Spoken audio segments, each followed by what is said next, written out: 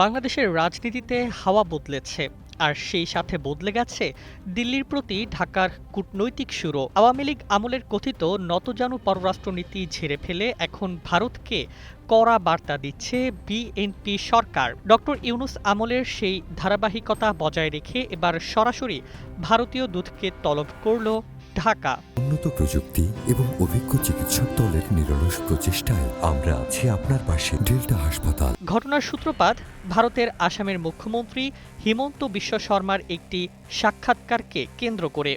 চলতি মাসের মাঝামাঝি সময়ে একটি ভারতীয় সংবাদ মাধ্যমে তিনি বাংলাদেশ নিয়ে অত্যন্ত বিতর্কিত ও অবমাননাকর মন্তব্য করেন।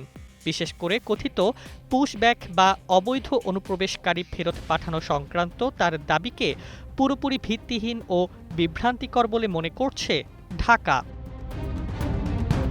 এই মন্তব্য নজরে আসার পরই কঠোর অবস্থান নেয় পররাষ্ট্র মন্ত্রণালয়। বৃহস্পতিবার বিকেলে ভারতের ভারপ্রাপ্ত হাইকমিশনার পাওয়ান বরেকে তলব করা হয় সেগুনবাগিচায়। মহাপরিচালক ইশরাত জাহানের দপ্তরে ভারতীয় দূতকে ডেকে নিয়ে একটি আনুষ্ঠানিক প্রতিবাদপত্র ধরিয়ে দেওয়া হয়।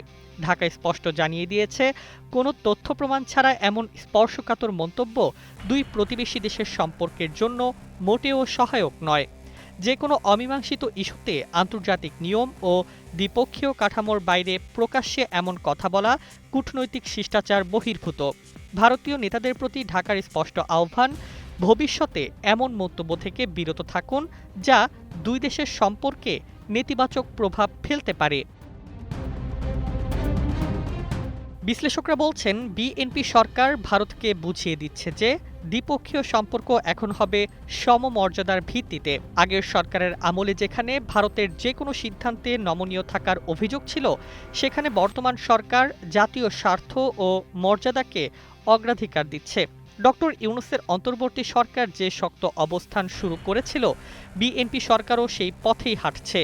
হিমন্ত বিশ্ব শর্মার মন্তব্যের প্রতিবাদ কেবল একটি ঘটনা নয়, বরং এটি ঢাকার নতুন পররাষ্ট্রনীতিরই বহিঃপ্রকাশ। দিল্লির পক্ষ থেকে এখন এই বার্তার জবাব কি আসে সেটাই দেখার বিষয়। তবে এটা পরিষ্কার যে ঢাকার অবস্থান এখন আর আগের মতো নেই। ভারত বাংলাদেশ সম্পর্ক কি এক নতুন সংকটের দিকে যাচ্ছে, নাকি এই কড়া বার্তায় আসবে শৃঙ্খলা? সময় ও কূটনীতি দেবে সেই উত্তর। News desk, 21 television.